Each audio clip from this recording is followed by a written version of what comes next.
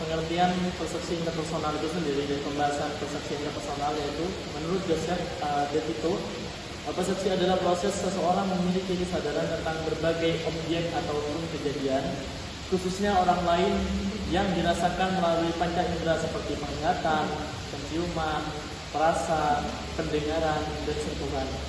Dari definisi tersebut dapat dibedakan antara persepsi pada objek ataupun kejadian dan persepsi pada manusia itu sendiri. Persepsi pada objek atau kejadian disebut dengan persepsi objek, sedangkan persepsi pada manusia itu disebut dengan persepsi interpersonal.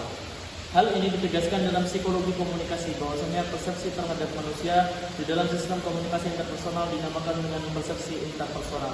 Persepsi interpersonal dipengaruhi oleh beberapa faktor, yaitu faktor situasional dan faktor personal. Faktor situasional ini merujuk pada berbagai petunjuk eksternal yang dapat diamati seperti deskripsi verbal, petunjuk proxemetik, kinesik, wajah, paralinguistik, dan artifaktual. Pada ranah komunikasi persepsi interpersonal ada dalam komunikasi interpersonal.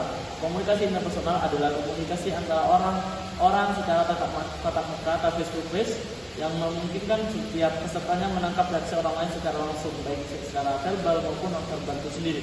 Persepsi interpersonal seringkali disebut sebagai serangkaian proses berkelanjutan yang menyatu satu sama lain. Menurut De Tito, proses persepsi interpersonal itu sendiri berlangsung melalui 5 tahapan, yaitu stimulasi, organisasi, interpretasi, dan evaluasi, memori, serta pengingatan. Stimulasi tahap pertama proses persepsi interpersonal adalah ketika alat indera disimulasi oleh berbagai informasi yang berasal dari lingkungan sekitar.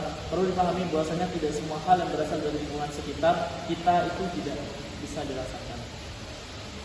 Baik, selanjutnya yaitu pengaruh faktor situasional dalam proses komunikasi. Di sini perilaku manusia itu dipengaruhi oleh berbagai faktor, baik itu internal maupun eksternal. Dan di antara faktor-faktor tersebut, faktor situasional ini memiliki peranan penting dalam membentuk tindakan individu.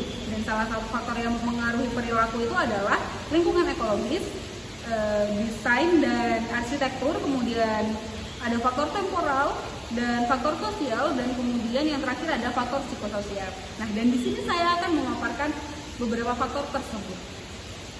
Yang pertama yaitu faktor ekologis. Jadi faktor situasional itu banyak orang menghubungkan dengan kemalasan dan juga pada mata pencaharian bertani dan matahari yang selalu bersinar setiap hari. Sebagian pandangan mereka itu telah diuji dalam berbagai penelitian seperti efek temperatur dan juga suasana dan perilaku interpersonal. Nah, faktor ekologis ini lebih cenderung mengenai iklim dan juga geografisnya. Contohnya itu seperti perilaku orang yang berada di daerah pantai dan juga di daerah pegunungan, yang mana masyarakat di daerah pantai ini cenderung akan ketika berkomunikasi itu cenderung mengeluarkan suara yang lebih keras dan emosional yang lebih tinggi, karena di sana itu suasananya berisik. Sedangkan kalau di pegunungan itu masyarakatnya itu untuk berkomunikasi itu cenderung lebih lembut, dan karena di sana itu kondisi pegunungan itu lebih tenang, dingin dan sejuk. Jadi itu faktor ekologis ini mempengaruhi dalam proses komunikasi. Selanjutnya yaitu ada faktor rancangan dan arsitektur. Jadi faktor rancangan dan arsitektur ini dapat mempengaruhi pola komunikasi di antara orang-orang yang hidup dalam naungan arsitektural tertentu, dan membedakan antara desain bangunan yang mendorong orang yang berinteraksi dan rancangan bangunan yang menyebabkan orang menghindari interaksi. Pengaturan ruangan juga telah terbukti bahwa ini mempengaruhi pola-pola perilaku yang terjadi di tempat itu. Nah, untuk yang ketiga itu ada faktor temporal. Faktor temporal ini telah banyak diteliti bahwa faktor ini mengenai pengaruh waktu terhadap bioritma manusia. Seperti contohnya, dari tengah malam sampai pukul fungsi tubuh manusia itu berada pada tahap yang paling rendah, tetapi pendengaran itu sangat tajam. Baik, selanjutnya adalah faktor personal dalam proses komunikasi. Nah, jadi selain ada faktor situasional yang mempengaruhi proses komunikasi, ada juga faktor personal yang mempengaruhi proses komunikasi tersebut. Nah, pengalaman, kebutuhan, dan juga aspek lain yang mempengaruhi proses komunikasi interpersonal, baik secara biologis maupun sosio-psikologis. Nah, mengapa menjadi hal penting dalam mempelajari faktor personal ini? Karena dengan memahami faktor personal kita bisa menilai efektivitas komunikasi dan hubungan interpersonal.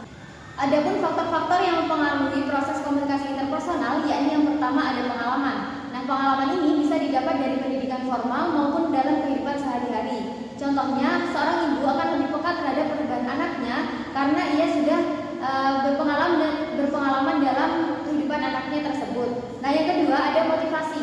Nah, motivasi ini mendorong seseorang untuk mencapai suatu tujuan tertentu. Nah, faktor seperti kebutuhan biologis, ganjaran, hukuman, dan respon emosional itu mempengaruhi tingkat motivasi seseorang. Nah, yang ketiga ada kepribadian.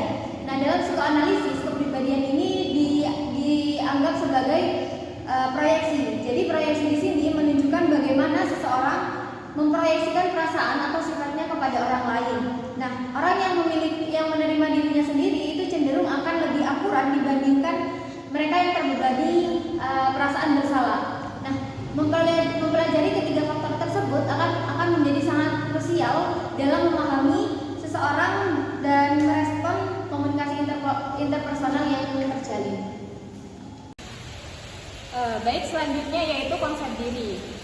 Konsep diri sendiri yaitu pandangan seseorang terhadap nilai atau persepsi dirinya sendiri, yaitu terbagi menjadi 6 bagian. Yang pertama yaitu penilaian diri, yaitu tentang dasar seseorang menentukan harga dirinya atau nilai yang mereka miliki. Kemudian yang kedua adalah harga diri, yaitu merupakan tidak merendahkan dirinya sendiri, namun lebih ke negatif mereka itu dikurangkan agar harga diri mereka ditingkatkan. Kemudian identitas diri yaitu sesuatu yang meliputi pada dirinya sendiri. Kemudian pengaruh lingkungan yaitu pengalaman yang dihadapi oleh seseorang. Kemudian yang kelima yaitu hubungan komunikasi, yaitu mempengaruhi interaksi seseorang dengan orang lain. Yang keenam yaitu mengembangkan konsep diri, yaitu mengikat seseorang dengan orang lain untuk menjalin suatu hubungan.